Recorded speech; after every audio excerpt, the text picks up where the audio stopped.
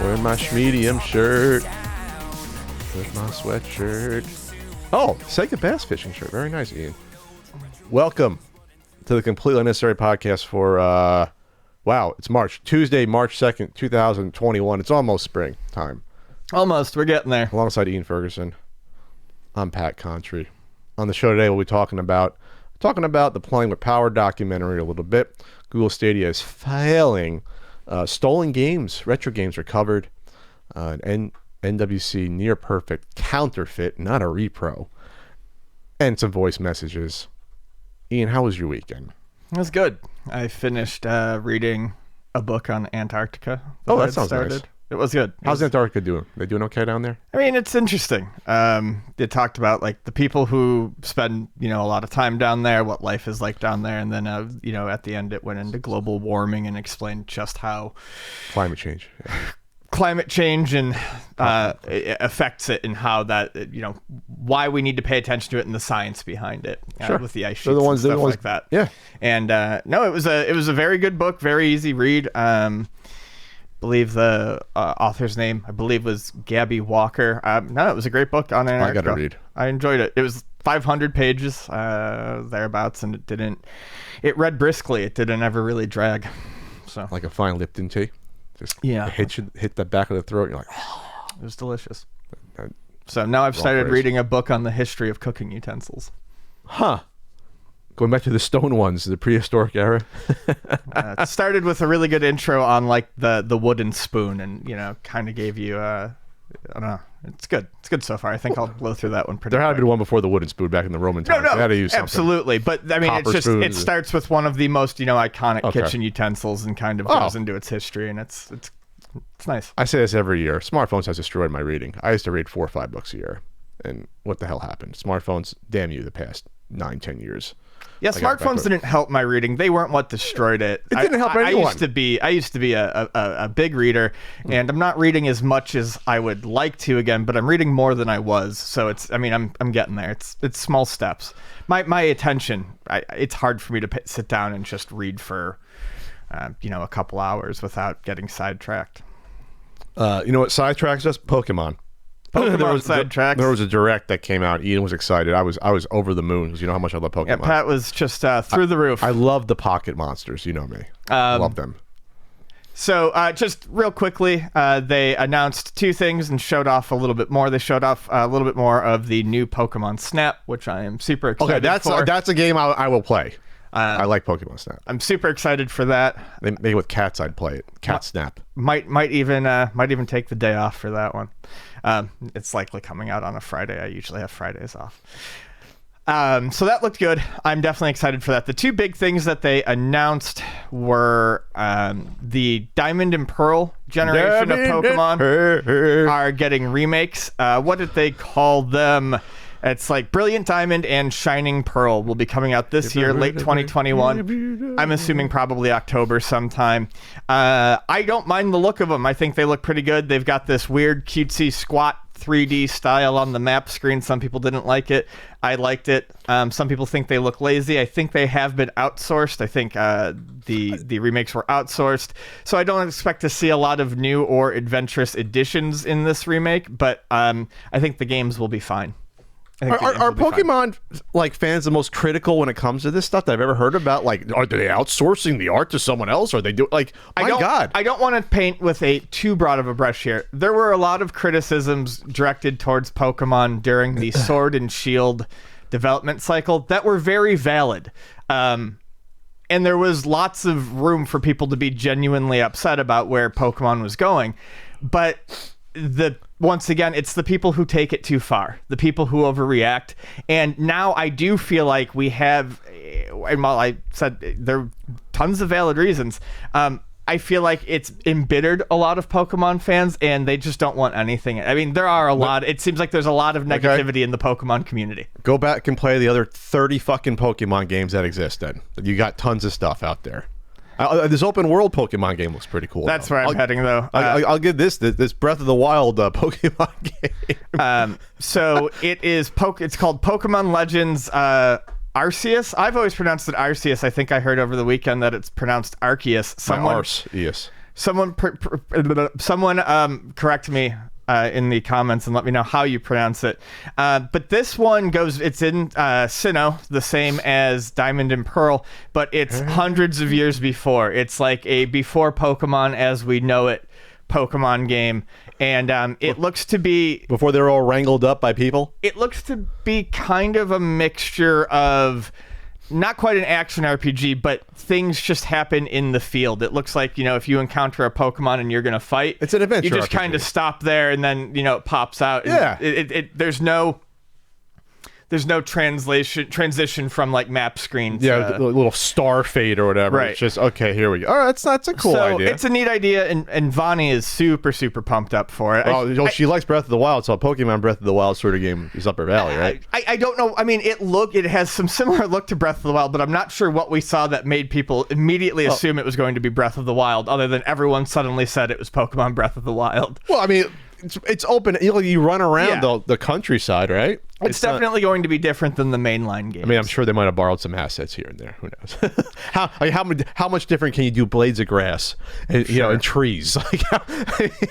So all in all, I think it looks good. And this is not me. I'm not trying to double back on what I just said. I do have one complaint. I'm not angry. I'm not going to yell at anyone about it. But I was really, really, really, really so hoping to see Pokemon Let's Go Gold and Silver announced. Pokemon Let's Go, which came out 2 years ago, is honestly, I just did a meme online where I said Pokemon Snap was my favorite Pokemon game. Pokemon Let's Go might truly be my favorite Pokemon game. Which one is that again? That's the one they did on the Switch that mixes original Pokemon, mixes it. So it was a remake of Yellow. Oh, okay. And okay. It was a mixture of traditional Pokemon and Pokemon Go mechanics. Okay. And it was really fun and addicting. Oh, it's the overhead thing, right? Is it the overhead one? Is that the dungeon? That's the dungeon games. Well, the dungeon games are overhead, sure. I mean, this is kind of confused. Overhead. Yeah, I think you're confused. You're often confused when it comes to Pokemans. That's how I know I'm officially old. Yeah. It was just after my time. Power Rangers, that was it for me for the kiddie stuff. You and Vani are the same age. Okay, well, I was in college when Pokemon came out. I mean, I had other things going on. Sorry. I'm just saying, your age does not excuse you. I was playing PC games in Unreal and Rogue Spirit and trying to, and hitting on girls unsuccessfully. That was my college years. Good stuff. Anyway, yeah, that Pokemon Let's Go, I put 24 hours into it in less than 72 hours. It's the hardest a game has grabbed me probably since high school. And yeah, I really want to see a sequel to that. But hey, maybe next year. Well, glad you had a fun time there. Lots of directs happening in the almost same week as the Nintendo one, which is weird. I'm happier with them than most people seem to be. Yeah, I'm just over these people. I'm over you. I'm just over you. Not you personally, Ian.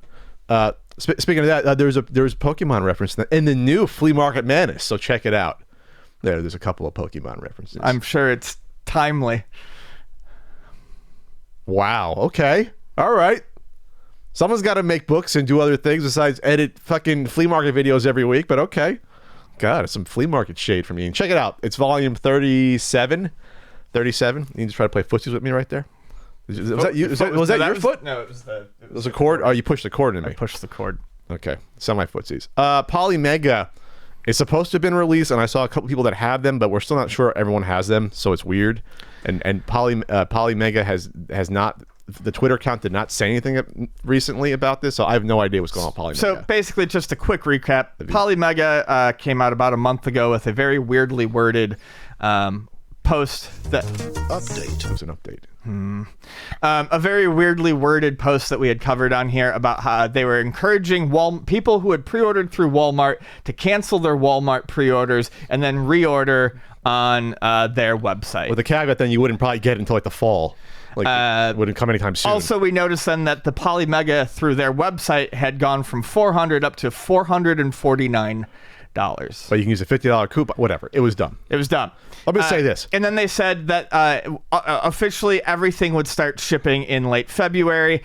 Before this recording happened, we had started receiving messages from people on Twitter, wanting us to bring up the fact that as far as many of these people can tell, with the exception of some very public-facing people and people who have had test units of Polymega for a few months now, no one has received any sort of shipping notifications. So we're kind of back to wondering what's going on here. Yeah, the Nintendo Life article reviews it with updated firmware. So it's semi-unethical because that's not a finished product that they're reviewing. That's not a shipped product. So, Damien McFerrin does a review of it, but it's like, well, you have something that no one else has yet, and you're not positive that's the finished product. There could have been changed. Like, my take on it is, if it's truly the final firmware and it's roughly the same, he can make a review on it, but I feel like it's kind of out of touch with the whole Polymega situation that has been dragging people along for years to release it, like to put out this review and say it's done, it's out. Wait until people have these in their hand. I don't think it's proper. It's not the same product that other people are getting. There could be something different. You're not sure. You're not positive that it's the same firmware. Sure, it may not be the same thing. These are ones they got 6 months ago. They got these when, like, I think other reviewers got. I think Metal Jesus got one. Like this is like, it was a fall, so like things could have changed. They could have. This has not happened before with something like this that I remember, where we gave you an early beta unit and now you're reviewing off of that beta unit. It's kind of weird. Like when I reviewed and other people reviewed the Retron 5, we reviewed the units that were shipped to stores. Like they were those. Sure. They were in the retail boxes. Yeah. Anyway, sorry. That's not on Damien. It's just on the whole process. And for as much crap in the past, we gave Analog for PR stuff. Wow, they are golden compared to the Polymega team. Like I mean, are you kidding me? It's way classes above. So hopefully people get their stuff. Hopefully people get their stuff. Yeah, I mean that's what we always say about this stuff. Get your stuff. Don't get ripped off. Please get your stuff. Don't turn into the Atari watch. Frogger game show, real quick. This was cute. We last talked about Frogger with the pretty good app game that we talked about. Yeah, the one that Q Games put out. That was fun. That was fun. It was with the physics-based engine and stuff like that. Yeah, I gave it a whirl. I would love to play it with a controller at some point. I'm sure I probably have a Bluetooth controller that would connect to my phone. You got an 8-bit Do controller? Yeah, those will probably connect. Yeah. Huh? Anyways, it was even fun with the touchscreen. 8-bit Do, not Do. Do, whatever. Nintendo. I don't know. So they're greenlit. NBC's Peacock streaming network, which is the worst name that NBC could have for a network. It's not a good name. It's awful. It's a bad name. They have a peacock symbol. We'll name it. Okay, VP. Great. No, that's what someone should have said to them in marketing. So they greenlit a 13-episode series where it's going to be one of these like over-the-top competitions. John Cena is now hosting one. By the way, John Cena is on 17 commercials at one time now, I'm noticing. He's done so many commercials recently. He's on everything. Anyway, good for him. Cena. Good for local John Cena makes good. He's literally local. He's literally local to us. So I don't want news to come out about John Cena being a bad person because I feel like he's kind of like the worst thing that came out about him was him not marrying the Bella sister. Where he kind of a week before was like, no, I don't want to do this. I really don't want. I don't want to change my life. Which is like, you could have told her earlier, but it's like you don't want that to be your life. He wants to go make movies and just okay. Better than getting married and then getting divorced. Yes. 6 months later, and then she got married, had a kid like a year and a half later. So like it worked out anyway. So so he's hosting one of these shows, not this one, where it's one of these over-the-top competitions where you have big balls you bounce off of, and you fall on your head, but you don't get hurt because everything is like cushioned, like the competition athletic show. That's what they want Frogger to be: leap over snapping gators and hop over hungry hippos. They want it to be a wipeout. Yeah. Or what is it? MXG challenge back in the day. Total. Yeah. Takeshi's Castle Yeah, is what it's actually called. Yeah, where people somehow don't get hurt when they get thrown off their asses into pools of water. Even the Steph Curry mini golf competition game, that was pretty good. Incorporate elements of that where you have to do athletic stuff in between hitting the ball and you get knocked into your ass or in the water. I don't really know how people don't get killed doing this stuff. You know, I just don't. Anyway, so they're pitching it as a wild, whimsical Frogger world. Okay, Ian, what do you think about this? Is this, yeah? Oh, they bring up ABC's Holy Moly. That was the one with Steph Curry.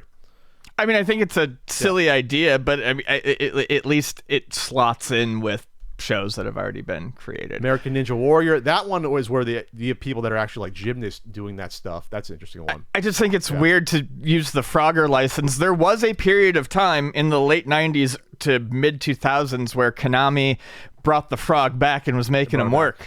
No movies though, no cartoons. No, but he had multiple Game Boy Advance games. He had multiple PlayStation 2 games. There was the popular Majesco published Frogger that was on Super Nintendo, Genesis, PlayStation 1. So Frogger, I mean, they tried to make him more of a mascot at one point, but he's not. So I'm not. There's a personality, really. Right. Exactly. There's no personality. You put a little hat on him and a business tie and a suitcase. They try to do that, and it's like I would love to see this just because I think it would be fun to watch people run around on a big foam covered, version of a Frogger level. Will a car take you out? Yeah. I mean, is there a big foam car that's going to cruise into you at 15 miles per hour and launch you? I think it's amusing. We'll see. It doesn't seem in touch with the kids. Frogger turns 40 this year. Yeah, doesn't seem in touch with the kids. No one knows what Frogger is anymore besides old timers like Ian and me. It's not one. It's a second or third tier, classic arcade game. Everyone loves Frogger, but come on. The last time he had like the little super K thing. They had to give him personality by freaking putting him in like a 50s thing. Get up. Right? They did that with Qbert as well. Am I confused? They did with Frogger. Like they had to do something. They made him like an adventure game character, like in some of the Game Boy games. Like, Frogger went on adventures and had magic hats, and I don't know. He's a frog. He's a frog. He's a frog. It's a frog. His name's Frogger. You're killing me here. Yeah, they mentioned Saturday Supercade right here. Anyway, so that's interesting. What else is going on here? Playing with Power, the Crackle documentary came out. And it's thankfully it's on the app and it's in the browser. It's free, but there's like 5 minutes of commercials every 10 minutes. There's like more commercials or the same amount of commercials as on TV, which they gotta make the money. I get it. So I saw a couple of reviews. I didn't read them entirely. IGN kind of gave it an average review. I only saw the first episode. The first episode is an hour and 11 minutes. It could have been 40 minutes. The first episode. They really stretch this stuff out in these documentaries from what we've seen in the past weeks. So the first episode deals with the founding of Nintendo. What was that, 1880 something, 89, with the Hanafuda cards, which is interesting to learn about the history of that. And it goes all the way up until, you guessed it, the video game crash, pre-Nintendo, pre-NES, I should say.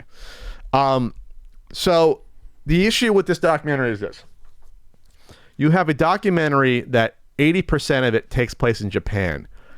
There is no one who is Japanese featured in the documentary. They did not interview anyone associated with Nintendo of Japan. They did not interview any Japanese historians. Hell, even a Japanese expert in a Hanafuda card history would have been great to interview early on. There was no one. Really? There was no one. No one. It was really mind-boggling to see that. Chris Kohler. We love Chris Kohler. That's true. You owe Chris Kohler money, because without Chris Kohler, there would not have been a first episode. He walked you through the history of Nintendo for the most part, and the toys. He had all the toys in his room, displaying them. There would not have been a first episode without Chris. That's not hyperbole. I believe it.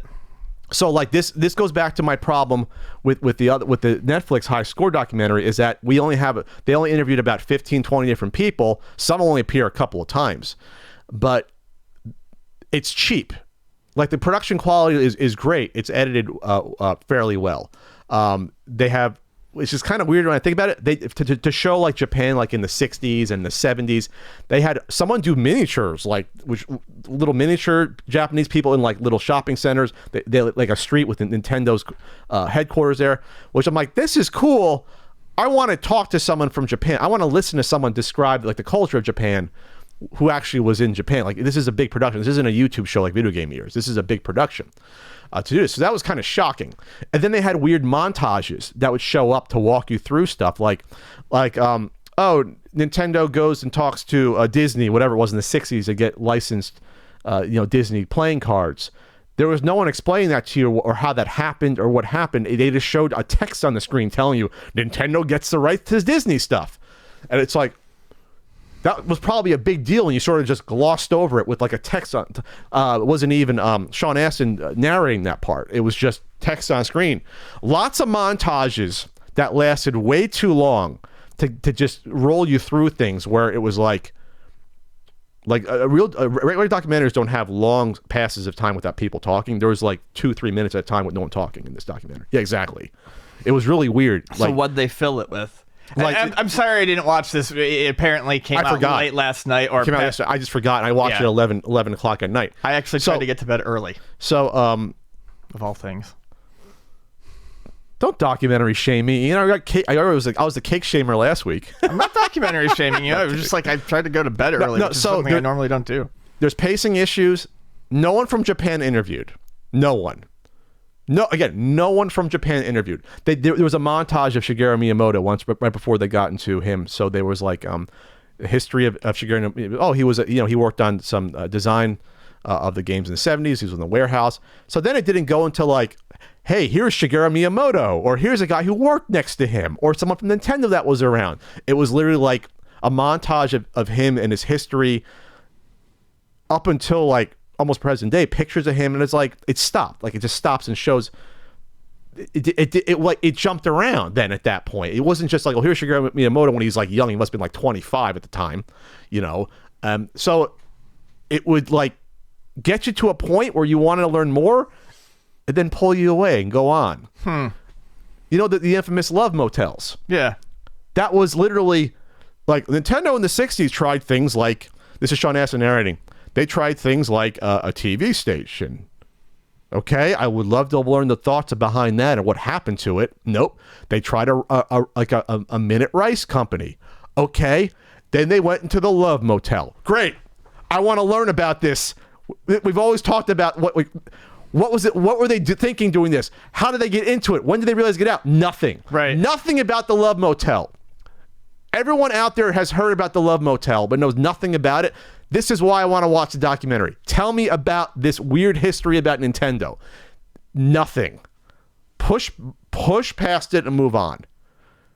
It was shocking, some of the parts, is how they did not linger at all. Not even a minute on the love motel. You couldn't give me a minute on a love motel and what they were thinking. Someone has to know about the love motel. Weird. Stuff. Yeah. So it wasn't all bad, but it was very uneven. There was a few good moments in this. There had these. Again, it was an hour and 11 minutes. It should have been 45 minutes. This documentary. They did give a couple minutes of credit to Ralph Baer because it had to stop to establish game history. Our pal Leonard Herman, video game historian, talked to him in his huge basement collection out there in Jersey, and he had one of the model brown boxes that Ralph created. He created like, I think 10 to 15 of them. The original brown box is in the Smithsonian under lock and key. So we talked about it. So Ralph Baer got his due a little bit, which is good because he got nothing from High Score on Netflix. Not a word about Ralph Baer and his importance. So that was good. They talked to Nolan Bushnell for the Atari stuff. They had to build up to that a little bit. And, of course, good old Howard Phillips, who we know and love, shows up as well. There was a few good moments about this in this one. They showed Ralph Baer mentioned with Leonard. Howard Phillips, there was a big... It wasn't an original Donkey Kong machine. I don't know where they filmed it. There was a big MAME-cade, like with a big widescreen, and they had Howard Phillips play Donkey Kong on that, which was weird to see that. But it was fun because like he got into it. He couldn't get past the first stage, Howard, and he got frustrated. So that was funny. And the most poignant moment at the end, which ended with the video game crash, they gave like 3 minutes, the same stuff we've all said. And Chris was saying, it was funny, Chris Kohler, they asked, Chris said probably the same stuff that he said at the Video Game Years segment that we did 8-9 years ago. But they sit down with Nolan Bushnell and he's reminiscing. And this was probably the best moment of this entire documentary, which had nothing to do with Nintendo. They basically asked You know, do you feel bad about, you know, Atari and what's happened with it, basically? And he was like, I was kind of somber, and he said, well, I look at Atari now, I can't live in the past. I look at it now, it basically started what we have now, but yes, it's only now just a logo on a t-shirt. And it was kind of depressing to think about if you were Nolan Bush now, like looking at what has happened with Atari. Atari could have been the Nintendo of this of the world. They could have. They squandered it, obviously, like in the worst way possible. But hey, Nolan got paid out. He sold to Warner. You know, about, what was that, like a year and a half in with the 2600? Yeah, wasn't that so? Like, and Warner drove it into the freaking ground, into the sewer. They drove it. So. But he had a couple of good points that about, you know, they really, the 2600 should have been phased out by about 80, like 3 years. Oh yeah. And then he said by 83 it was so old, and it's like, yeah, they were trying to, they thought that Warner was like, yeah, you'll have one video game console for like a huge amount of time, like forever. It's like, no, that's not how it works. They didn't get that. And so we were talking also about that, like all the successive consoles came out years too late. 5200 came out too late. 7800 came out way too late. So anyway, so I'll say this, check it out. But you'll learn about some things like the toys and things like that, and like the fact I did the Duck Hunt projection game in the 70s, and like the Wild Gunman live action light gun game, movie game, stuff like that, stuff that you might know about, but you're not going to get into a huge amount of details with any of this stuff. It's all surface level. Let's listen to Chris Kohler, who we love, talk about this stuff, but let's not actually talk to anyone in Japan who might have worked on this stuff, or a historian in Japan that was around. You know what I mean? Like, you have the money to do it. I didn't get it. They didn't go to Japan. Apparently, for a Nintendo documentary. I was shocked by that. Yeah, that's crazy. Unless he shows up later, but the fact that you did a Donkey Kong segment without Shigeru Miyamoto is fucking mind-blowing to me. That you did that. Sorry. No, it's all good. You know what's mind-blowing, Ian? UltimateNintendo.com. Mm-hmm. Where you can get a It's true. You can get certain guidebooks. We mentioned Donkey Kong in there, and a few different games there. 6 games, actually, now I think about it. Also, you can get now pins, RBI baseball stickers, t-shirts, and more as well. I'm also on Cameo, cameo.com/PatContry. Ian might join Cameo. Frank might join Cameo. I might. Frank, I brought up to Frank, hey, Frank, we want some money? He's like, yeah, I can do that. And then also, I'll be on Twitch Wednesday night, twitch.tv/CountryCode, going strong, almost a year straight, Ian, of 80s commercials. Isn't that great? A year straight. Yeah. How many repeats you get in there? Oh, you get some repeats, but it jumps around so much between 80 and 89. They're not too often, the repeats, but yeah, I've decided that I hate the late 80s, and I love the mid 80s. I love like 85. That's like the quintessential 80 years. And I love 80 and 81 because that's a total time warp, because even by 84, the commercials are totally different. They look like another era a few years later. Once you get into like the mid 80s, they look entirely different. The sensibilities and even graphics and things like that are totally different. So, Ian, do you think we're going to ban GTA sales in the future? I highly doubt that's actually going to happen. I don't think we're actually going to ban GTA sales. Well, if a new bill passes, you'll see that happen. It seems like we talk about this stuff, the overreaction to things every couple years about these lawmakers. I don't know, trying to feed red meat to their, I don't know, puritanical base. I don't know, or fake puritanical. So, Rep. Marcus Evans Jr. out of Chicago is seeking to amend a law that dates back to 2012 and prevents certain video games from being purchased by minor. Last week, the lawmaker filed HB 3531, an amendment that wants to not just ban the sale of games featuring psychological harm and carjackings to minors, but to adults as well. According to Evans, these types of games promote criminal activities, which in turn hurt the community. Is there any data to back that up? Do you have any data about carjackings that have gone up since like the release of like GTA 3 or anything? Yeah, has there been a spike in carjackings since the first game? Or beating up hookers? You don't get your change back from GTA? Like, has that happened? Like, what are you talking about? Yeah. Like, what? It's wild. So GTA 5 in particular has become an issue on Operation Safe Pump. Okay. I feel like this game has become a huge issue in this spectrum. When you compare the two, you see harsh similarities as it relates to these carjackings. What? The bill will also change the definition of what a violent video game is, or more specifically, to the following. Control a character within the video game that is encouraged to perpetuate human-on-human violence in which the player kills or otherwise causes serious physical or psychological harm to another human or animal. What game are you causing psychological harm to someone? You like yelling at someone for like not doing the dishes when you get home from work? Like what game is this that exists like that? Or an animal? I think there's like interrogation and like torture in Grand Theft Auto 5, but okay, for what animal? So I guess you can't play Minecraft anymore, Ian, because you can like beat up pigs and cows in that game. You know, so like this is nuts. It's nuts. We have to cover this stuff though because it's insane. Fucking worry about real issues. I hate this shit. It never goes away. And these lawmakers, I guess at some point, have grown up with video games. They know better. At some point, we age out of the freaking people going after the games and Lieberman from the 90s. And like at some point, they die out. The boomers die out. It's the boomers. They die out at some point. And then you're left with people that grew up with video games and don't have these attitudes, right? Yeah, I'm not even sure what they're trying to accomplish necessarily. Trying to get in the spotlight. That's all it is. Yeah, I mean, because I would find it very hard to. That's my bigger issue. Is I find it very hard to believe that any of these people who do these things actually believe that it's going to have the effect that they're stating. They just think it sounds good and it's going to score them some brownie points. I'm going to get reelected. Yeah. If I say this shit that I don't believe in. God, politicians are awful. Pinball Hall of Fame, Ian. We brought it up a few weeks ago. They did a GoFundMe to help keep the lights on. Yes, which I didn't know that was happening. And it looks like it's going to work. To date, as at least from when this article was released, hopes of bringing in the $200,000 needed to help pay the bills.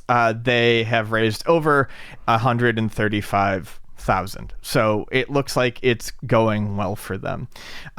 But I think, the problems with Las Vegas's Pinball Hall of Fame are, symptomatic of a much larger issue, and that is our museums and institutions in places that we go to learn have been suffering over the past year. And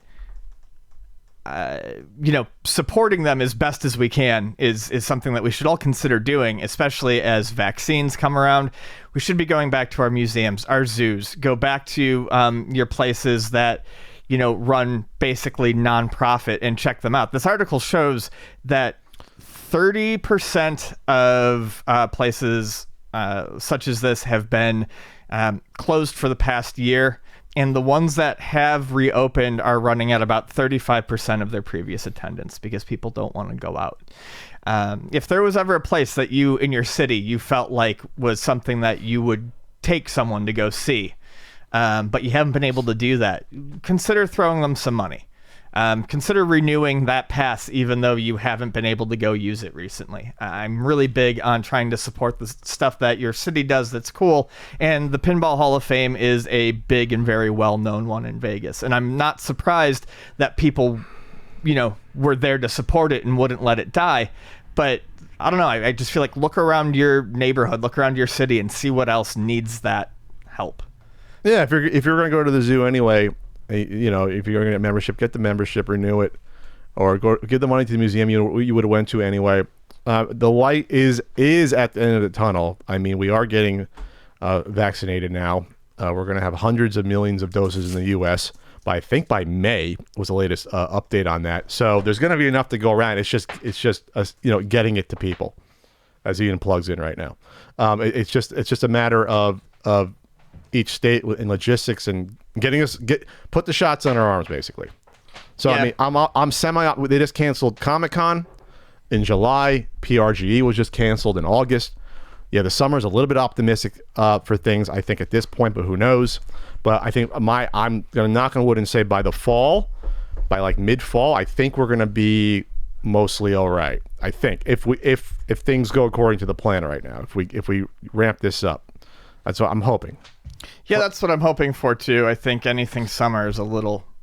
It's hard to know because you need months of planning. Who knows? Maybe by July we'll have the majority of Americans vaccinated, but we don't know because we've been slow to roll it out. There wasn't help with the last administration, obviously, with some of this. So we have to just keep on the course. But there is light at the end of the tunnel. And the good news is that not to get the vaccine talk, is all the different vaccines may not all prevent you from getting it, but they'll all prevent you from dying from it and lessening your symptoms at least. So that's good. Don't worry about, well, this one's 95% versus 70%. Get whatever the hell you can get. It's better than getting nothing. And you're not going to die at least, or hopefully not end up in the hospital too. But either way, that's it. The vaccines have been looks like really good so far. So that's the good news there. So yay, vaccine talk. We try to avoid it, but I mean it's going to be part of our lives. Frank gets his final one this week. And then he's all gung ho about the swap meet after getting his vaccine. Yeah, nice. Because he was like, yeah, let's go to the swap meet like 6 months ago. I think I said it. And then I said, we want to go with masks. He's like, nah. So you're the one that suggested it. Then he thought better of it. So he's over 70 at this point. He just turned 70 on Halloween. We didn't have the big birthday bash for Frank, unfortunately. It was going to be planned 70th because we did the 60th one. Remember? Yeah, I was there. Yeah. Wow. Yes. 10 years ago. Yeah. Wow. All right. You and Vonnie and me and my ex there. Yeah, it was fun times. Decades.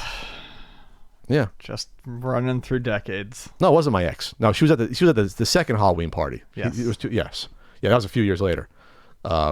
First one was just me hanging out by myself. Dressed as Big Lebowski. That's right. All right. That's it for this intro. Woo! Wasn't an hour long. No. Now that went better for you this time.